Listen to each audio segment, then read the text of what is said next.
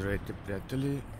Едно от най-полезните неща, които може да правим за себе си, освен да си купим много хубав лаптоп, бизнес модел от нас, естествено, е да се движим. Това е движението. Движението е нещо уникално и то е супер полезно за нас. Всяко едно движение, което извършваме през свободното си време, ни носи здраве. Здравето е най-голямото богатство, което може да притежаваме. Страхотно есенно време за движение. Идеално е, нито е горещо, нито е студено. Не е задължително да бягаме, да тичаме, да скачаме.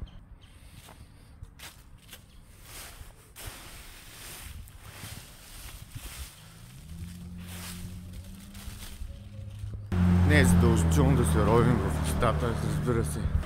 Но за нас е задължително да се движим, защото колкото повече движение имаме, толкова по-здравословно живеем. Слизайки от автомобила и движейки се, ние даряваме на тялото си живот. Движението до някаква степен намалява стареенето. Не го спира, но намалява самия процес на стареене. Прави по-енергични, по-мислещи. Спира този процес и тая ледност, когато започваме да си мислим всичко на готово. Движението намалява нивото на стреса до минимум. Движим, ние се чувстваме удовлетворени от себе си. И така, нека днес изкачим 1000 стъпала. Да започнем от тук, движейки се нагоре.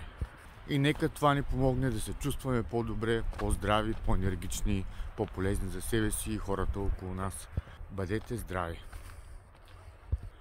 И не забравяйте, движете се!